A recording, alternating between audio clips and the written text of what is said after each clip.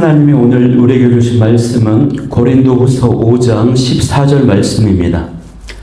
고린도후서 5장 14절 말씀 한 구절 봉독해 올리겠습니다. 그리스도의 사랑이 우리를 강권하시는도다. 우리가 생각하건대 한 사람이 모든 사람을 대신하여 죽었은즉 모든 사람이 죽은 것이라. 아멘. 저는 오늘 이 시간에 주의 사랑에 붙잡힌 사람, 주의 사랑에 붙잡힌 사람이라는 제목을 가지고 말씀을 나누도록 하겠습니다. 사람은 누구나 어떤 힘에 이끌려 살아가죠. 누군가는 돈의 힘에 의해서, 또 누군가는 명예의 욕심에, 또 누군가는 두려움에 매여 삽니다. 그런데 사도 바울이 매였던 것이 있었는데 그것은 그리스도의 사랑이었다고 하는 것입니다. 그리스도의 사랑이 나를 강권한다라고 고백했습니다. 그의 인생을 움직인 그 원동력은요, 의무가 아니라 사랑의 힘이었습니다. 사람들은 이 복음을 전하는 바울을 가두고 때리고 오해하기도 했지만 그는 멈추지 않았습니다. 왜냐하면 예수님의 사랑이 그의 마음을 사로잡았기 때문이에요. 여러분, 여기서 강권한다라고 하는 뜻이 뭘까요? 그것은 지배한다라고 하는 뜻입니다. 주의 사랑에 매인바 되었다고 했을 때 이 매인다는 것도요, 단순히 억지로 묶인다는 의미가 아니라 전적으로 지배를 당한다라고 하는 의미예요. 사도 바울은 예수님의 사랑에 완전히 그 인생이 정복을 당해버렸습니다. 예수님의 그 사랑이 사도 바울의 생각을 사로잡았고, 사도 바울의 감정을 사로잡았고, 그의 행동을 삶의 모든 방향까지도 다스렸던 것입니다. 그래서 사도 바울은 복음을 전하는 일이 힘들어도 주님의 사랑이 그를 밀어주셨습니다. 그 사랑이 바울 안에서 멈추지 말라는 명령으로 계속 바울을 밀어주셨던 것입니다.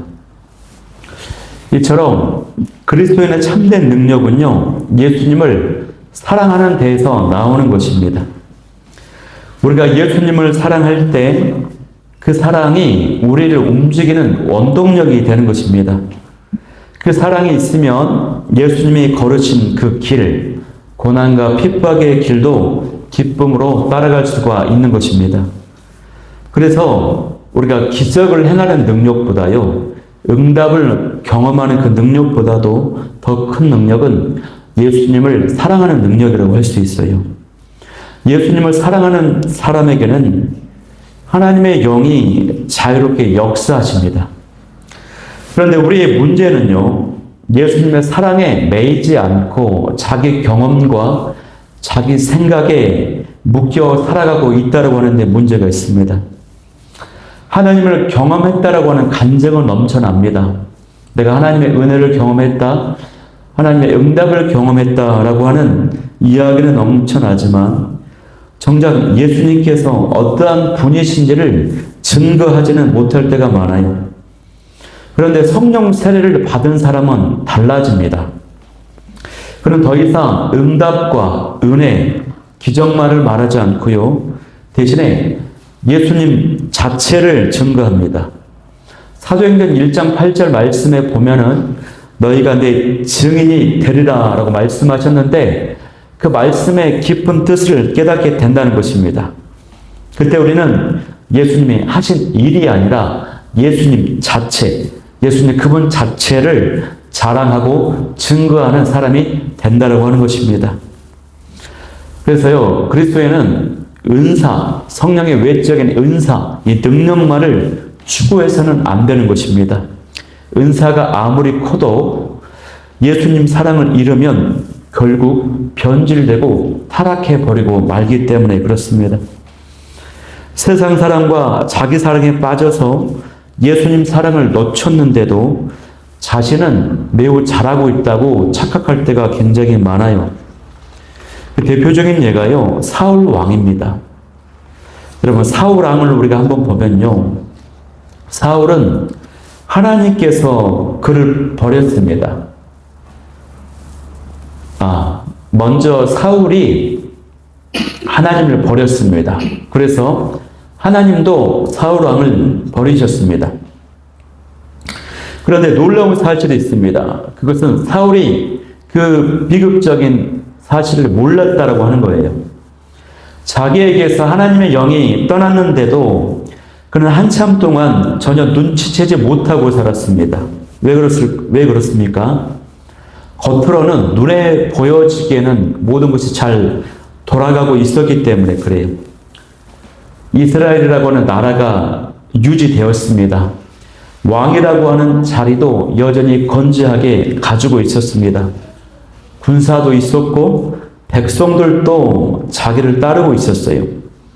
문제라면 딱 하나가 있었는데 그것은 다윗뿐이었습니다. 여기서 중요한 질문이 하나 나옵니다.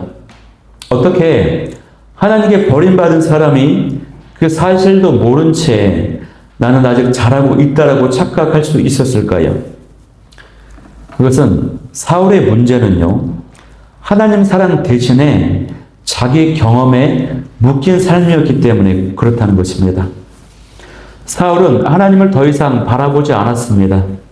그는 하나님이 지금 나를 어떻게 보시는가 거기에 관심이 있었던 것이 아니라 겉으로 돌아가는 상황이 잘 돌아가고 있는가 여기에만 관심이 있었어요. 그것만 보았습니다. 그러니까 그는 하나님의 시선이 아니라 자기 경험의 해석에 매여 살아가고 있었다라고 하는 것입니다. 그러니까 전쟁도 이기고 있고 왕의 위치도 가지고 있고 백성도 여전히 나를 따른다. 그러니 괜찮아 라고 생각을 했다라고 하는 것입니다. 즉 다윗만 아니면 모든 게 잘 된다라고 생각을 했다는 것입니다. 자기 중심적인 판단으로 위안을 삼았고 자기 경험에 매여서 살았다라고 하는 것입니다. 판단하고. 여러분 사울왕이 이런 모습이요 저와 여러분 가운데 있을 수 있다라고 합니다. 아니 많이 있어요. 예전보다 나의 형편이 나아졌어. 사역도 돌아가고 있고 교회도 잘 운영되고 있고 봉사도 잘하고 있어. 큰 문제가 없어. 딱 하나만 빼고 이런 식으로 생각을 한다는 것이죠. 만약에 이렇게 말하는 사람이 있다면 이것이 바로 사울의 언어라고 하는 것입니다. 이것은요, 하나님 보시기에 어떻게 보실까라기보다는 내가 보기에 아직 괜찮다라고 하는 자기 진단인 것입니다. 이것이 굉장히 무서운 지점이라고 하는 것이에요. 우리는 예수님을 사랑하는 것을 잃어버렸음에도 불구하고 그 사실을 모른 채 살아갈 수가 있습니다.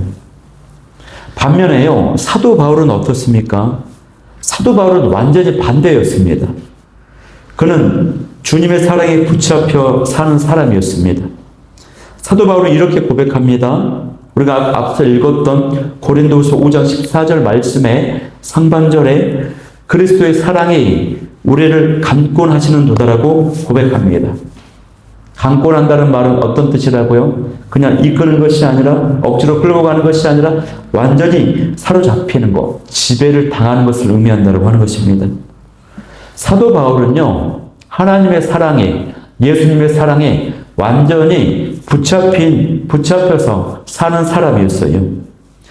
이 사랑이 바울의 시선과 바울의 선택과 바울의 우선순위, 바울의 목적, 전부를 이끌어 갔다라고 하는 사실입니다. 그래서 사도 바울은 사람들의 시선과 평가에 연연하지 않았습니다. 그 누가 뭐라 해도 상관하지 않았어요. 그것에 묶이지 않았습니다. 또 사역의 결과에도 흔들리지 않았어요. 사도 바울의 사역에 많은 성패와 성과와 열매가 있었지만 실패한 사역도 있었습니다. 열매가 기대에 못 미치는 경우도 있었습니다. 그러나 흔들리지 않았습니다. 열매가 많든 적든 감옥이든 들판이든 그는 똑같이 복음을 전했습니다. 또 자신을 포장하려 들지 않았어요. 그는 딱 한 가지만을 위했습니다. 그것은요, 하나님의 심판의 보좌 앞에서 사람들이 잘 준비될 수 있도록 준비시키는 것. 그리고 예수님의 그 사랑을 전하고 그 사랑을 받아들일 수 있도록 설득하는 것이었습니다. 즉 복음이었죠. 사도 바울의 목표는요, 내가 얼마나 거룩하게 보이느냐가 아니었습니다. 그의 삶은 항상 사람들이 이렇게 말하고 있습니다. 예수님의 사랑이 진짜입니다. 여러분, 그 사랑 앞에 서십시오라고 말하고 있었다라고 하는 것입니다. 여기서 우리는요, 예수님의 그 사랑의 복음을 보게 되는 것입니다. 진짜 열매는 인간의 의지나 열심이 아니라 예수 그리스도의 사랑에서 흘러나온다라고 하는 사실입니다. 여러분, 능력이 부족한 게 문제가 아닙니다. 그런데 우리는 종종 이렇게 말합니다. 제가 능력이 부족합니다. 기도의 능력이 약합니다. 저는 너무 연약합니다. 성령의 능력이 더 임했으면 좋겠습니다. 그런데 여러분, 성경은요, 이렇게 묻습니다. 정말 너의 문제는 능력이 없어서냐, 아니면 첫사랑을 잃어버렸기 때문이냐라고 물어요. 교회 사역자든 평신도든 너무 많은 사람들이 타락하고 변질되어버린 이유가 뭡니까? 은사가 없어서가 아닙니다. 능력이나 지식이 없어서가 아니에요. 그런 것은 오히려 차고 넘쳐요. 풍성해요. 문제는 예수님을 더 이상 사랑하지 않게 되었다는 거 하는 것입니다. 이것이 문제라고 하는 거예요. 이게 모든 신앙의 본질적 문제입니다. 겉으로는 바쁘게 분주하게 움직입니다. 맡은 사역도 많고 많이 돌아갑니다. 할 말은 많지만 주님에 대한 사랑이 식어갑니다. 그리고 더 끔찍한 것은요, 우리가 그 사실조차 모른 채 사울 왕처럼 하루하루를 살아가고 있다라고 하는 것, 이것이 더 큰 문제라고 하는 것이에요. 결국 여러분, 사랑은요, 드려짐으로 우리 삶으로 증명이 되어져야 되는 것입니다. 예수님의 사랑이 나를 사로잡았다라고 고백할 수 있는 사람은 반드시 한 가지 검증 질문을 던져야 되는데, 그건 뭐냐면, 나는 내 자신을 예수님께, 주님께 온전히 드릴 수 있는가라고 하는 그 점검 질문을 드려봐야 돼요. 이 질문에 자신 있게 답하지 못한다면 여러분, 예수님을 사랑하지 않고 있다. 예수님의 사랑에 붙들려 있지 않고 있다라고 하는 것입니다. 사도 바울은요, 이렇게 고백합니다. 빌립보서 2장 17절 말씀에요. 만일 너의 믿음의 재물과 섬김 위에 내가 나를 전제로 드릴지라도 나는 기뻐하고 너희 무리와 함께 기뻐하리니 라고 말씀했어요. 사도 바울에게 있어서요, 주님을 사랑한다고 하는 것은 단순한 감정, 느낌이 아니었습니다. 그것은 자기 헌신, 자기의 삶을 온전히 드려주는 실제 행위였다라고 하는 것입니다. 그는 복음을 위해서 자신을 한 방울의 전제처럼 부어드릴 수 있다면 그것이 가장 큰 기쁨이라고 고백했습니다. 여러분, 사도 바울처럼 산 제물로 사는 이 사람에게는 특징이 있습니다. 첫 번째는요, 섬김의 예수님을 아는 사람이라고 하는 것입니다. 산 제사로 사는 성도는 영광의 주님이 아니라 섬김의 주님을 알고 있습니다. 자기 사랑이 처리되지 않으면, 자기 욕망이 처리되지 않으면, 내려놓아지지 않으면요, 결코 자신을 산 제물로 드릴 수가 없습니다. 하나님께서 정하신 길은요, 우리가 남의 발등상이 되어서 걷는 길입니다. 그런데 우리는 자기 의와 영웅심으로 걷는 그런 길을 추구합니다. 남들의 발등상이 되는 그 길과 다른 사람의 영웅이 되어서 높아지는 그 길은 하늘과 땅의 차이가 있습니다. 여러분, 예수님의 삶을 한번 묵상해 볼까요? 예수님은 영웅으로 오시지 않았습니다.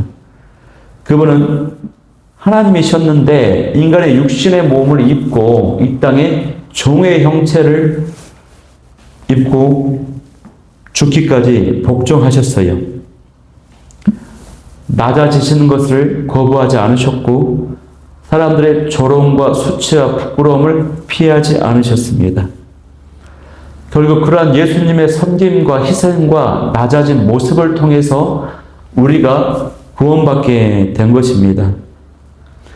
이처럼 예수님의 섬김이요, 우리에게 구원을 가져다 주었다면 우리의 섬김은요, 그 예수님의 그 사랑을 세상에 드러내야 되는 것이 되어야 된다는 것입니다. 그래서 사도 바울은요, 이 비밀을 잘 깨달았고, 그래서 또 이렇게 고백합니다. 자신이 비천에 처할 줄도 알고, 풍부에 처할 줄도 안다라고 고백했어요. 그에게 어떤 환경도 자신을 주님께 드리는 헌신을 막지 못했습니다. 두 번째, 산 제물로 사는 사람의 두 번째 특징은요, 자기 사랑이 아니라 주님의 사랑이 자신의 삶을 이끄는 삶, 주도하는 삶이라고 하는 것입니다. 우리가 나를 사랑하는 것은요, 결국 항상 어떻게 나타나냐면 영웅주의로 나타납니다. 성공주의로 나타나요. 그래서 눈에 띄는 일, 사람들에게 인정받는 일, 그런 일에는 굉장히 열심을 냅니다. 또 성령께서 감동시키는 일에는, 그런 작고 사소한 일에는 열심을 내지 않아요. 게을러요. 그런데 주님이 우리에게 가르쳐 주시는 것은 남의 발등상이 되는 삶이에요. 그것은 초라하고 고된 길이지만 그 안에서 우리가 예수님의 삶을, 예수님의 마음을 배울 수 있게 됩니다. 높은 자리에서는요, 예수님의 마음과 모습을 배울 수가 없어요. 양과 염소의 비유에서 보면은 의인들은요, 자신이 했던 그 아름다운 선한 일을 기억조차 하지 못했습니다. 그들은 그저 주님의 일을 했을 뿐이에요. 이처럼 산 제물로 사는 사람은요, 작은 섬김조차도 귀하게 여기고 그러한 작은 일을 섬기는 것이 주님의 방법이고 그것이 자신의 삶을 이끌어간다고 하는 사실입니다. 세 번째 특징은요, 앞서 두 번째는 조금 중복이 될 수 있지만요, 작은 일 속에서도 주님을 나타낸다고 하는 것입니다. 많은 성도님들이 굳은 일을 하려고 하지 않죠. 자신의 체면과 또 품위가 손상될까봐 천한 자리를 피합니다. 쓰레기 청소, 화장실 청소, 이런 것들이죠. 하지만 예수님은요, 바로 그 천한 자리, 발을 씻기는 자리에서 하나님의 영광을 가장 찬란하게 빛나게 드러내 보여주셨다고 하는 사실입니다. 그래서 여러분, 우리 꼭 기억해야 되는 건 뭐냐면요, 예수 그리스도의 그 비천함을 본받는 섬김보다 더 존귀하고 영광스러운 일은 없다라고 하는 사실입니다. 진짜 신앙의 높이는요, 우리가 얼마나 큰 일, 놀라운 일, 얼마나 어려운 일을 해냈느냐, 그것이 아니라 얼마나 낮고 천한 곳에서 예수님의 삶의 모습을, 섬김의 모습을 잘 드러냈는가, 이곳으로 결정이 된다고 하는 것입니다. 여러분, 저와 여러분은 예수님께 전제로 드려줄 수 있습니까? 저와 여러분은 하나님께서 정하신 남의 그 발등상 같은 자리를 받아들이실 수 있으십니까? 저와 여러분의 봉사가 남에게 보이지 않아도 기쁘게 감당할 수 있으시겠습니까? 빌립보서 4장 12절의 그 고백, 이제는 내가 비천에 처할 줄도 안다라고 하는 그 사도 바울의 고백이요, 저와 여러분의 고백이 될 수 있기를 소망합니다. 사도 바울처럼 전제로 드려질 수 있기를 간절히 소망합니다. 그렇다면 여러분, 하나님께서는요, 어떤 존재를 기쁘게 받으실까요? 우리는 그 단서를요, 창세기 4장 4절 말씀에서 확인할 수 있는데요. 거기에 아벨과 가인의 제사를 통해 발견할 수가 있어요. 창세기 4장 4절 말씀은요, 이렇게 기록되어 있습니다. 아벨은 양의 첫 새끼와 그 기름으로 제사를 드렸더니 여호와께서 아벨과 그의 제물을 받으셨으나 가인과 그의 제물은 받지 아니하신지라라고 기록되어 있습니다. 하나님은요, 제물보다 제물을 드리는 사람의 마음과 태도, 그 믿음을 먼저 보신다고 하는 것입니다. 하나님은 무엇보다도 어떻게를 더 보시는 분이십니다. 아벨은요, 자신의 경험과 판단을 내려놓고 믿음으로 하나님의 기준에 맞게 제사를 드렸습니다. 반면 가인은요, 풍성한 수확을 드렸습니다. 그러나 자신의 생각과 자신의 지식과 방식으로 제사를 드렸어요. 그 결과 하나님은 가인의 제사를 받지 않으셨습니다. 우리가 이 두 사람의 제사를 묵상하면서 확인하게 되는 것은 뭐냐면, 우리가 드려지는 제물이 산 제물, 주님께서 기쁘게 받으시는 제물이 되기 위해서는 자기 부인이 있어야 된다고 하는 사실입니다. 자기 부인이 없는 예배는요, 연락되지 않아요. 가인은 예배를 드렸지만 하나님을 중심에 두지 않았습니다. 자기 경험과 자기 만족, 자기 지식이 그 중심에 있었습니다. 그 결과 하나님은 죄악이 내 문에 엎드려 있다라고 경고하셨습니다. 오늘날도 마찬가지입니다, 여러분. 저와 여러분이 드리는 예배가요, 겉으로는 화려하고 아름다운 예배와 봉사가 많지만 그 중심에 마음과 태도, 믿음이 없다면, 자기 부인의 십자가가 없다면 그것은 여전히 가인의 제사인 것입니다. 내가 중심에 있어요. 내 생각과 내 방식이 내 중심에 있는 것입니다. 산 제사로 드리지 않는 예배, 봉사, 헌신, 기도는 하나님께서 받지 않으십니다. 우리는 하나님을 위해 일한다 하면서도 실제로는 자신의 기준과 자신의 방식으로 하나님을 섬기는 경우가 많아요. 그 결과 열심은 있는데 영적인 생명력이 사라지고 마는 것입니다. 두 번째로, 산 제물로 드려지기 위해서는요, 하나님은 보기에 좋은 것이 아니라 믿음으로 드려진 것을 받으신다고 하는 사실입니다. 가인의 제물은 사람의 눈에 보기 좋았습니다. 수확물은 아름다웠고 풍성했습니다. 반면에 아벨의 제물은 어땠을까요? 피가 뿌려졌어요. 보기에 굉장히 거친 제물, 피가 흥건히 막 적셔 있었기 때문에 사람의 눈에 볼 때 얼마나 좀 거북하고 혐오스럽지 않겠습니까? 거친 제물이었습니다. 그러나 하나님은 외모가 아니라 믿음의 피를 보셨던 것입니다. 믿음으로 아벨은 가인보다 더 나은 제사를 드렸으니라고 히브리서 11장 4절 말씀에 기록되어 있습니다. 사람은 포장된 봉사와 화려한 헌신에 감동하지만, 그렇게 예배를 꾸미면서 드려지지만, 하나님의 그 속에 십자가와 그 피의 헌신, 대가지불, 그 고백이 있는가를 보시는 것입니다. 그래서 예수 그리스도의 피가 없는 헌신, 자신의 의로 드려지는 그 예배를 아무리 열심히 준비하고 드릴지라도 하나님께서는 받지 않으신다고 하는 사실입니다. 여러분, 저와 여러분의 제사, 삶의 제물, 예배가요, 예수 그리스도의 십자가를 의지한 믿음의 제사가 될 수 있기를 소망합니다.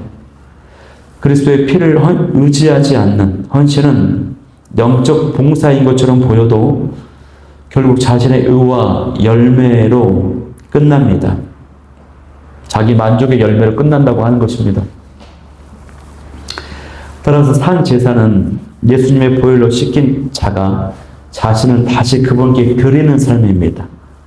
마음이 찢어지는 것, 결단, 고백, 헌신, 의지 이러한 것들이 있어야 돼요.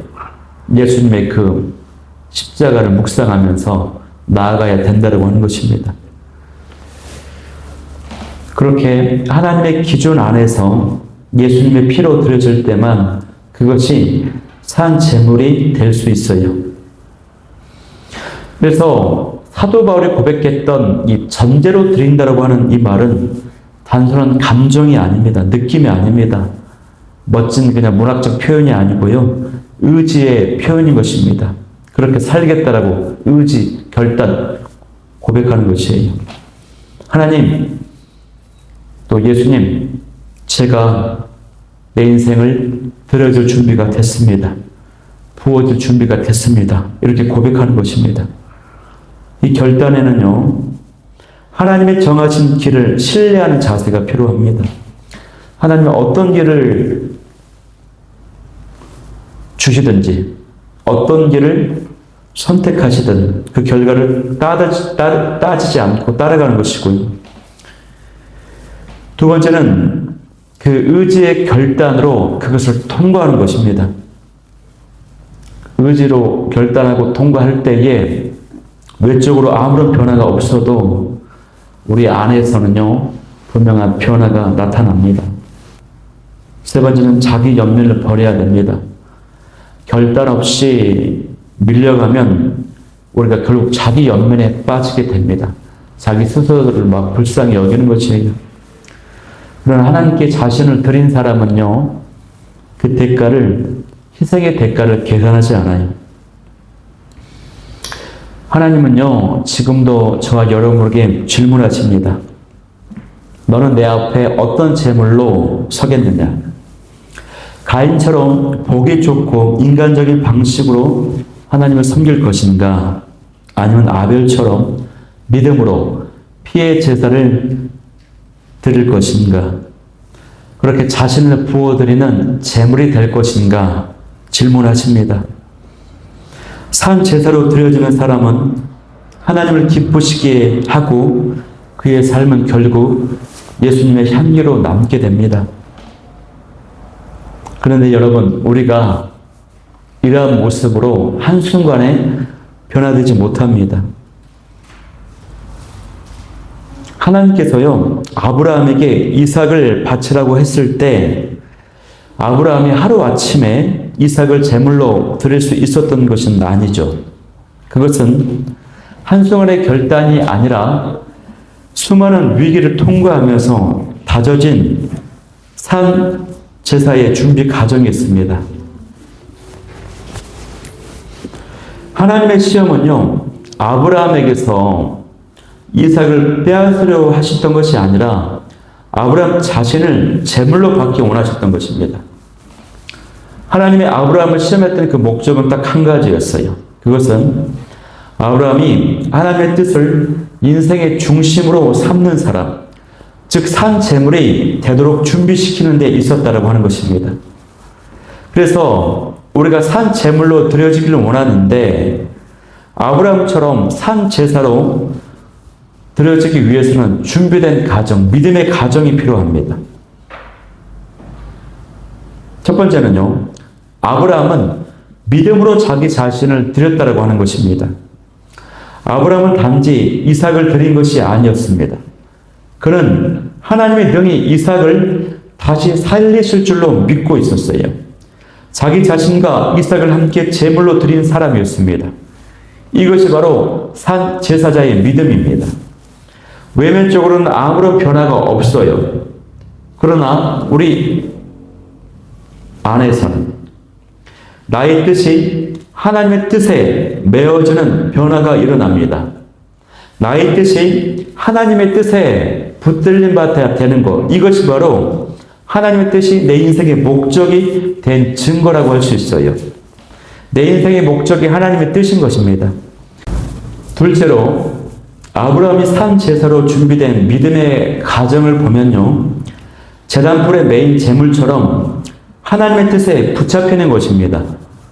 시편 118편 27절 말씀은요, 이렇게 말합니다. 밧줄로 절기 제물을 제단불에 맬지어다. 제단의 불은요, 하나님의 뜻을 상징하는 것입니다. 제물이 제단에 묶이는 순간 그 제물은 불에 태워져서 순화되고 구별된 것이 되죠. 저와 여러분도 마찬가지입니다. 우리의 의지와 목적, 감정이 하나님의 뜻에 매어질 때 성령의 불이 우리 안에 임하셔서 우리의 자아를 태워버립니다. 성령의 불은 우리의 계획을 태우고 하나님의 뜻을 세웁니다. 이것이 산 제사로 드려지는 사람이 치러야 되는 대가라고 할 수 있어요. 자신의 뜻과 목적이 불태워지고 하나님의 뜻만이 우리의 중심에 남게 되는 이러한 거룩한 태움의 과정이 필요하다고 하는 것입니다. 아브라함은 그 과정을 거쳤다고 하는 것이에요. 세 번째는요, 이 제단의 불은요, 하나님이 그 불을 붙이신다고 하는 사실입니다. 제단의 불은 인간의 불이 아닙니다. 인간이 붙이지 않습니다. 우리는 단지 그 제단불에 자신을 묶을 뿐입니다. 불을 붙이시는 분은요, 하나님이세요. 하나님은 성령의 불로요, 당신 안에 자기와 가라지를 불태워 내십니다. 그래서 이 불은요, 파괴하기 위한 불이 아니라 정화하고 정결하게 하고 성별하게 하는 불인 것이에요. 하나님이 계획하시지 않은 것, 시작하지 않은 것은 반드시 불로 태워집니다. 그때 우리는 자기 연민에 빠지지 말아야 됩니다. 태움의 그 고통을 억눌림이 사라지고 그 어떤 위기도 더 이상 우리를 흔들지 못합니다. 예수님께서요, 마태복음 13장 말씀에서 이 알곡과 가라지의 비유를 통해서 우리 안에 그 내적인 전쟁 상태를 보여주셨거든요. 이 말씀 안에 마음밭에 가라지를 태우는 그 과정이 소개되고 있습니다. 우리 안에 있는 잘못된 것들이 태워지는 산 제사의 과정이 있어요. 하나님께서는 좋은 씨앗을 우리 마음밭에 심어 주셨지만 원수는 몰래 우리 안에 가라지를 심겼습니다. 그 가라지는 거짓된 생각과 잘못된 가치관, 상처, 이러한 것들이 있습니다. 근데 가라지는 처음에는요, 분별이 안 돼요. 보이지 않습니다. 알곡이 자라면서 함께 드러납니다. 그래서 주인이 종들이 가라지를 뽑지 못하게 하셨습니다. 왜냐하면 아직 분별의 때, 추수의 때가 아니기 때문이죠. 알곡과 가라지가 분리되는 추수에 따른 성도들이 위기를 통과하는 순간입니다. 고난을 경험할 때라고 하는 것입니다. 그때 성령의 타작 마당에서 불이 붙습니다. 성령의 불은요, 내 안에서 내 안의 가라지와 잘못된 것들을 불태웁니다. 예를 들면 자기 연민, 상처, 왜곡된 자아, 세상의 가치 이런 것들을 불태우시는 것입니다. 이 불이 붙을 때 고통스럽지만 그 후에는 자유와 담대함이 임합니다. 그러므로 여러분, 제단의 불에 자기 자신을 묶으시길 소망합니다. 아브라함이 드린 제사는 결국 이삭이 아니라 자기 자신이었습니다. 그의 의지, 그가 붙들던 꿈, 심지어는 하나님이 주신 약속의 아들까지도 하나님의 뜻 아래에 묶여 태워진 제물이었던 것입니다. 우리도 그처럼 제단불에 자신을 묶어야 될 줄 믿습니다. 여러분, 하나님이요, 불을 붙이실 때 두려워하지 마십시오.